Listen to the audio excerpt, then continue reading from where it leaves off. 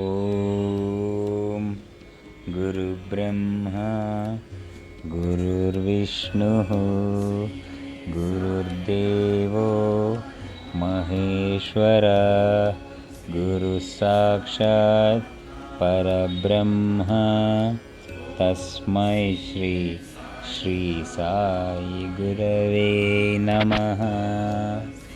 ఓం శ్రీ సాయినాథాయ నమః. శ్రీ సాయి సచ్చరిత్రం ప్రారంభం. మొదటి రోజు పారాయణం. ఉపోద్ఘాతము. శ్రీ సాయిబాబా ఎవరు? శ్రీ సాయిబాబా సర్వాంతర్యామి. మొదటగా ఉపోద్ఘాతము. మహారాష్ట్ర దేశంలోని వారందరికీ శ్రీ గురుచరిత్ర సుప్రసిద్ధము. ఆ దేశమంతటా దత్తాత్రేయ భక్తులు దీన్ని చదివెదరు. కొందరు దీనిని నిత్యపారాయణము చేసెదరు. దీనిని రచించిన వారు సరస్వతి గంగాధరుడు. ఇందులో శ్రీపాద శ్రీవల్లభ స్వామి యొక్క మరియు శ్రీ నృసింహ సరస్వతి స్వామి యొక్క లీలలను, విచిత్ర చర్యలను వర్ణింపబడి ఉన్నవి. వీరిద్దరూ దత్తాత్రేయుని ముఖ్యావతారములు. ప్రముఖ మరాఠీ గ్రంథకర్తయగు శ్రీ ఎల్ఎల్ పాంగర్కర్ అభిప్రాయ ప్రకారం ఈ రెండవతారములు 14-15 శతాబ్దంలో వెలసెను. దత్తాత్రేయుని తదుపరి అవతారములు కూడా ఇందులో కలవు. ఇందులో ముఖ్యమైనవి నైజాం ఇలాకాలోని శ్రీ మాణిక్య ప్రభువును, షోలాపూర్ జిల్లాలోని శ్రీ అకల్కోట్ మహారాజ్ గారు, చిట్ట చివరకు అహ్మద్నగర్ జిల్లాలోని షిరిడీలోని శ్రీ సాయిబాబాయిను. బాబా 1918 సంవత్సరంలో మహాసమాధి చెందారు. శ్రీ అకల్కోట్కర్ మహారాజ్ అవతార పరంపరయే శ్రీ సాయిబాబా అని కొందరు భక్తుల నమ్మకము. 5వ అధ్యాయంలోని వేప చెట్టు కింద పాదుకలు ప్రతిష్ఠించిన కథయు, 26వ అధ్యాయంలో చెప్పబడిన హరిశ్చంద్ర పితలే అనుభవమును ఈ నమ్మకం దృఢపరుచున్నవి. పైన వివరించిన 2 అవతారముల విచిత్ర లీలలను శ్రీ గురుచరిత్రము గ్రంథము 53వ అధ్యాయంలో శ్రీ గంగాధర సరస్వతి ఎట్లా వర్ణించెనో అటులనే శ్రీ గోవింద రఘునాథ్ ఉరఫ్ అన్నా సాహెబ్ దాబోల్కర్, హేమంత్ పంత్ అనువారు శ్రీ సాయి లీలలను 53వ అధ్యాయంలో శ్రీ సాయి చరిత్రమును గ్రంథమును వర్ణించి ఉన్నారు. కనుక శ్రీ సాయి సచ్చరిత్రము ఈనాటి గురుచరిత్ర అని చెప్పవచ్చు. పై చరిత్రల గూర్చి ఈ దిగువ అంశములు గమనార్హములు. మొదటిది, శ్రీ గురుచరిత్రను రాసిన వారు కన్నడ వారు కాబట్టి వారికి మరాఠీ భాష బావుగా తెలియకుండెను. అయినప్పటికీ వారి ఇష్టదైవం యొక్క ఆశీర్వాదం వల్ల మరాఠీ భాషలో ప్రసిద్ధి చెందిన గొప్ప గ్రంథమును వారు రాయగలిగారు. శ్రీ సాయి చరిత్రం యొక్క గ్రంథకర్త సుప్రసిద్ధ మరాఠీ వారు మహారాష్ట్ర దేశంలోని అనేక యోగుల చరిత్ర చదివి ఉన్నారు. ప్రసిద్ధి చెందిన ఏకనాథ భాగవతం వారి నిత్యపారాయణ గ్రంథం. శ్రీ సాయి సచ్చరిత్రమును జాగ్రత్తగా చదివినచో ఏకనాథ భాగవతంలోని చాలా విషయాలు శ్రీ సాయి చరిత్రంలో పొందుపరచబడినట చూస్తాము. రెండవది, శ్రీ గురుచరిత్ర ముఖ్యంగా కర్మఖండపై ఆధారపడి ఉండటతే దానిని బోధపరుచుకొనుట బహు కష్టము. దానిని ఆచరణలో పెట్టడం మరింత కష్టము. దత్తాత్రేయుని ముఖ్య శిష్యులు కూడా దాన్ని ఆచరణలో పెట్టలేకున్నారు. శ్రీ సాయి సచ్చరిత్ర విషయం అట్టిది కాదు. అందులోని విషయములు తేటతెల్లములు, మిక్కిలి సామాన్యమైనవి. ఇందులో చెప్పిన వాటిని అందరూ సులభంగా గ్రహించి ఆచరణలో పెట్టగలరు. మూడవది, శ్రీ గురుచరిత్రలో వర్ణించిన విషయములు అవి జరిగిపోయిన 100 ఏళ్లకు రాయబడెను. కానీ శ్రీ సాయి చరిత్రలోని కొన్ని లీలను రచయిత స్వయంగా చూచెను. శ్రీ సాయిబాబా యొక్క అనుమతి పొంది వారి ఆశీర్వాదముతో ఈ గ్రంథమును ప్రారంభించెను. వారి ఆజ్ఞానుసారం అక్కడక్కడ ముఖ్యమైన విషయములు లీలలు టూకీగా వ్రాసించుకొనెను. 1918వ సంవత్సరంలో సాయిబాబా సమాధి చెందిన తర్వాత శ్రీ సాయి లీల మాసపత్రికలో శ్రీ సాయి చరిత్రమును కొంచెంగా ప్రకటించెను. శ్రీ సాయి సచ్చరిత్ర ఈ విధముగా 1923 నుండి 1929 వరకు శ్రీ సాయి లీలలో ధారావాహికంగా ప్రచురించబడి 1930లో పూర్తి గ్రంథరూపంగా ముద్రించబడినది. కనుక శ్రీ సాయి సచ్చరిత్రమును ప్రసిద్ధ గ్రంథం అధికారకమైనది. షిరిడీలో శ్రీ సాయిబాబా సశరీరులుగా ఉండగా దర్శించుకొని భాగ్యం లభించని సాయి భక్తులకు ఈ గ్రంథం నిజంగా ఒక వరం. శ్రీ సాయి సచ్చరిత్రమును అన్నాసాహెబ్ దాబోల్కర్ కూర్చెను. కానీ ప్రతి అధ్యాయం చివరను శ్రీ సాయి ప్రేరేపణచే హేమండ్ పంచే వ్రాయబడినట్లున్నది. కావున ఈ హేమండ్ పంత్ ఎవరని పాఠకులు అడగవచ్చును. అన్నాసాహెబ్ దాబోల్కర్ మొదటిసారి శ్రీ సాయిబాబాను సందర్శించినప్పుడు వారి బిరుదును దాబోల్కర్ కరుణించిరి. ఎప్పుడు ఏ సందర్భంలో నీ బిరుదును అతనికి నొసంగిరో అను విషయం 2వ అధ్యాయంలో రచయిత చెప్పి ఉన్నారు. అన్నాసాహెబ్ జీవిత చరిత్ర ఈ దిగువ క్లుప్తంగా చెప్పబడినది. గ్రంథ రచయితయగు దాబోల్కర్ 1859వ సంవత్సరంలో ఠానా జిల్లాలోని కేల్వే మహమునందు ఒక పేద ఆద్యగౌడ బ్రాహ్మణ కుటుంబంలో జన్మించిరి. వారి తాత తండ్రులు దైవభక్తి కలవారు.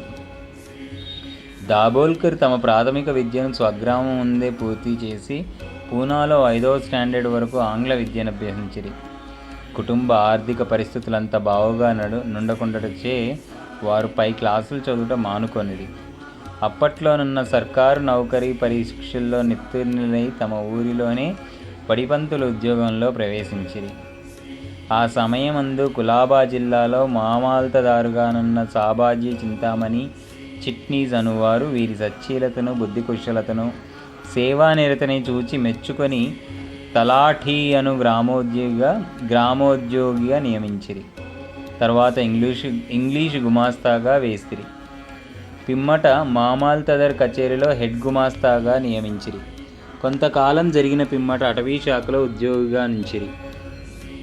కొన్నాళ్ళు కరువు సంబంధపు పనులందు ప్రత్యేకోద్యోగిగా గుజరాత్లోని బ్రోచ్లో నియమితులైరి.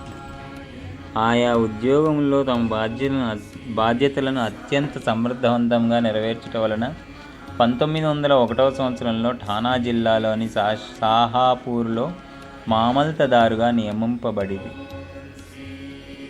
1903వ సంవత్సరంలో ఫస్ట్ క్లాస్ రెసిడెంట్ మెజిస్ట్రేట్గా బాంద్రాలో నియమింపబడింది. వారచ్చట 1907 వరకు ఉద్యోగం చేసిరి. తర్వాత ఆయన మూర్బాడు, ఆనంద్, బోర్షదులలో పనిచేసి 1910వ సంవత్సరంలో తిరిగి బాంద్రాలో రెసిడెంట్ మెజిస్ట్రేట్గా నియమితులయ్యారు. ఈ సంవత్సరమందే వారికి షిరిడీకి పోయి శ్రీ సాయి సందర్శనం చేయు భాగ్యం కలిగిన. 1916వ సంవత్సరంలో వారు ఉద్యోగ విరమణ చేసిన పిమ్మట కొన్ని నెలల వరకు తాత్కాలిక ఉద్యోగిగా పనిచేసిరి. అదీను విరమించిన తరువాత శ్రీ సాయిబాబా మహాసమాధి చెందు వరకు శ్రీ సాయి సేవలోనే పూర్తిగా నిమగ్నులయ్యారు. బాబా మహాసమాధి పిమ్మట షిరిడీ శ్రీ సాయిబాబా సంస్థానమును 1929వ సంవత్సరంలో తాను మరణించు వరకును ఎంతో చాకచక్యముగా నడిపిరి. వారికి భార్య, ఒక కుమారుడు, 5 కుమార్తెలుండేరి. బిడ్డలను తగిన సంబంధములను దొరికినవి. అందరూ క్షేమముగానున్నారు. శ్రీ సాయిబాబా ఎవరు? అవును, సాయిబాబా ఎవరు అన్న ప్రశ్నకు 3 విధములుగా సమాధానం చెప్పవచ్చును. మొదటిది, దీర్ఘాలోచన చేయకనే విషయముల గూర్చి కానీ మనుషులను గూర్చి కానీ అభిప్రాయం చెప్పు అభ్యాసం గలవారు సాయిబాబా నొక పిచ్చి పక్కీరనియు, వారు షిరిడీలో శిథిలమైన పాడుపడిన మసీదులో అనేక సంవత్సరం నివసించిరనియు, ఇష్టం వచ్చినట్లుగా మాట్లాడుచూ తమను దర్శింపవచ్చిన వారి నుంచి దక్షిణ రూపముగా ధనము వసూలు చేయుచుండనియు చెప్పుదురు. ఈ అభిప్రాయం తప్పు. ఆర్కే తర్కడ్ గారి స్నేహితుడు ఒకసారి బాబా దర్శనాంతరము బాబా వద్ద సెలవు పుచ్చుకొని బొంబాయి తిరుగుపోనప్పుడు కంటతడి పెట్టుకొనెను. అతనితో బాబా ఇట్లనెను, పిచ్చివాని వలె ప్రవర్తించుచున్నావేమి? నేను బొంబాయిలో మాత్రం నీతో లేనా? దానికి తర్కడ్ గారి మిత్రుడు ఇట్లా జవాబిచ్చెను, నాకు ఆ విషయం తెలియదు. ఎందుకనగా మీరు బొంబాయిలో నాతోనున్నట్లు నాకు అనుభవం లేదు కదా. అందుకు బాబా ఇట్లనియే, ఎవరైతే బాబా షిరిడీలో మాత్రమే ఉన్నాడని అనుకొందరో వారు బాబాను నిజంగా గ్రహింపలేరని తెలుసుకో. కొందరు రెండవది, కొందరు సాయిబాబాను మహాసిద్ధ పురుషుడైంది. మహమ్మదీయులు బాబాను తమ పీరులలోనొకనిగా భావించిరి. హిందువులు బాబాను తమ మహాత్ములలోనొకనిగా గ్రహించిరి. ప్రతి సంవత్సరము షిరిడీలో జరుగు ఉత్సవముల నిర్వాహకులు తమ ప్రకటనలలో బాబాను సంత చూడామణిగా పేర్కొనెదరు. ఈ అభిప్రాయం కూడా సరి అయినది కాదు.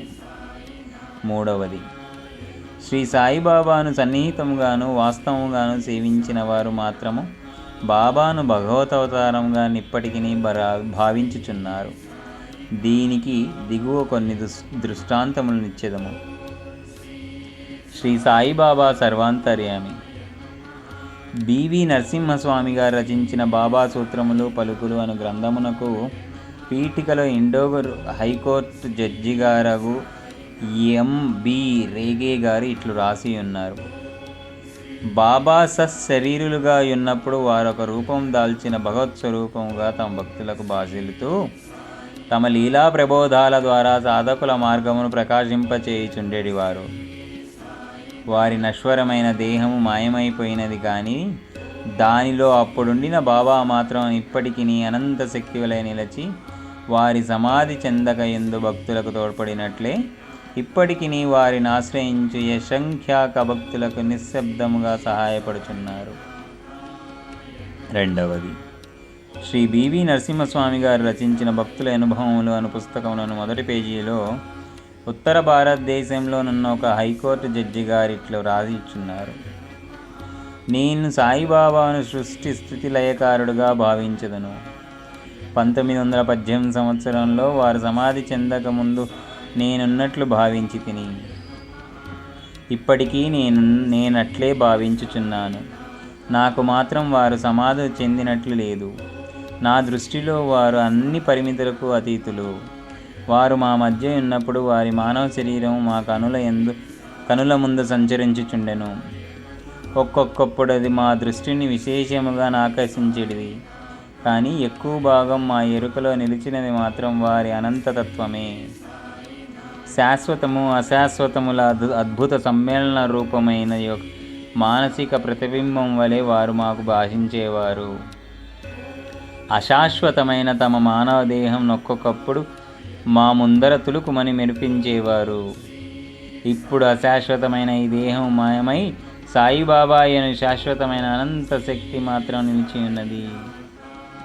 మూడవది, బివి నరసింహస్వామి గారిచే రచింపబడిన భక్తుల అనుభవములను గ్రంథంలో 19-20 పుటలలో Acharya GG Narke, MA MSc, Poona engineering college ఇట్లు చెప్పి ఉన్నారు. ఇంటి వద్ద నిత్యం నేను పూజించే గృహదేవతల మధ్య సాయిబాబా నొకరుగా నుంచి తిని. సాయిబాబా భగవంతుడు, ఆయన సామాన్య సత్పురుషుడు కాడు. మా మామగారు శ్రీమాన్ బూటీ, నా భార్య, నా తల్లి గొప్ప సాయి భక్తులు. వారు సాయిబాబాను భగవంతుని వలె పూజించువారు. నేను క్రొత్తగా షిరిడీకి పోయినప్పుడు ఒకనాడు హారతి సమయంలో సాయిబాబా మిక్కిలి కోపోద్దీపుడుతుడై ఉండెను. అకారణముగా వారు కోపించుచు శపించుచు భయపెట్టుచుండిరి. ఆయన పిచ్చివాడా ఏమను సంశయం నా మనసులో మెదిలెను. మామూలుగానే హారతి పూర్తి అయ్యెను. ఆనాటి సాయంకాలం నేను బాబా పాదములు ఒత్తుచుంటిని. అప్పుడు బాబా ప్రేమగా నా తలను నిమురుచు, నేను పిచ్చివాడను కానను అనెను. ఎంత ఆశ్చర్యము! నా హృదయగత భావమును గ్రహించుచున్నారు. వారికి తెలియకుండా మనం ఏ రహస్యమును దాచగలము? వారు అంతర్యామి, నా ఆత్మ యొక్క అంతర్యామి. వారి అంతర్యామి తత్వమును గూర్చి నాకొక నిదర్శనములు కలిగెను. వారు నాతో మాట్లాడుతున్నప్పుడు నా హృదయంలో కూర్చుండి మాట్లాడు వాని వలె మాట్లాడువారు. నా హృదయంలో గల ఆలోచనలను కోరికలను గ్రహించుచుండెడివారు. వారు నాలోనున్న భగవంతుడు, వారే భగవంతుడు నిశ్చయించుటలో నాకెట్టి సంకోచము లేకుంటెను. ఒక్కొక్కప్పుడు వారిని నేను పరీక్షించుచుంటిని. ప్రతి పరీక్షలో వారు సర్వజ్ఞులనియు వారి ఇచ్ఛానుసారం సర్వమును నడిపించెదరనియు ఒకే నమ్మకం కలుగుచుండెను. నాలుగవది, రావు బహదూర్ ఎండబ్ల్యూ ప్రధాన్ వ్రాసిన షిర్డీ సాయిబాబా అను గ్రంథమునకు ఉపోద్ఘాతములో గౌరవనీయులను, అమరావతిలో ప్రసిద్ధి కింగిన వకీలును వకీలునగు దాదాసాహెబ్ కాపాడే ఇట్లా చెప్పి ఉన్నారు. శ్రీ సాయిబాబా ప్రతివారి అంతరంగమందు మొదల ఆలోచనలన్నీ తెలిసిన వాని వలె ఉండి వారి కోర్కెలు తీర్చుచు సుఖ సంతోషములు కలుగు చేయుచుండెడివారు. ఆయన భూమిపై నడయాడు దైవం అనే భావము కలుగుచుండెను. 5వది దాసగను మహారాజు తమ స్తవన మంజరి అను స్తోత్రము నందు సాయిబాబాను జగత్తు యొక్క సృష్టికర్తగాను, నిర్మలమైన యంత్రాత్మగాను, నిత్యశాంతిమూర్తిగాను వర్ణించి ఉన్నారు. 6 హేమండ్ పందు శ్రీ సాయి సచ్చరిత్రము యొక్క మొదటి అధ్యాయంలో సాయిబాబాను గోధుమలు విసిరిచుండిన యొక్క వింత యోగిగా వర్ణించెను. కానీ రాను రాను బాబాతో సంబంధం పెరిగిన కొలది బాబాను భగవంతుడనియు సాక్షాత్పార బ్రహ్మస్వరూపుడనియు చెప్పి ఉన్నారు.